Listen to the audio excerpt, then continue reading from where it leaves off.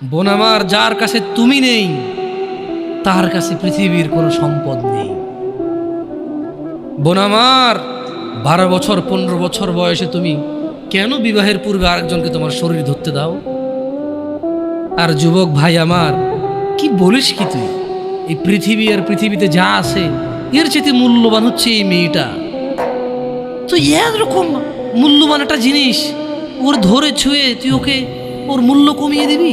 এত বড় জুলুম ওর প্রতি তোর! তুই আল্লাহকে ভয় করিস না তাই বলে এতটা এতটা কি বলিস তুই? তুই কি কারো গাড়ির গ্লাস ভাঙছিস জীবনে? না। কেন? ওর লস হবে। তুই কি কোনোদিন কোনো মানুষকে ঘুষি দিছিস? না। কারণ তাহলে ও বেচারা কষ্ট পাবে। তুই কি জীবনে কারো পেটে ছুরি ঢুকাই দিছিস? না। ও মরে যাবে, তাহলে ওর ফ্যামিলি ক্ষতিগ্রস্ত, লসে পড়ে যাবে। তুই কি কারো টাকা মারছিস কোনোদিন? না। তাহলে ওর ফ্যামিলি টাকার কারণে কষ্ট পাবে। তাহলে তুই এত ছোট ছোট বিষয়গুলো খেয়াল রাখিস যে আরেকজনের লস হবে? তাহলে তুই এই মেয়েটার জীবনটাকে তুই কি করলি?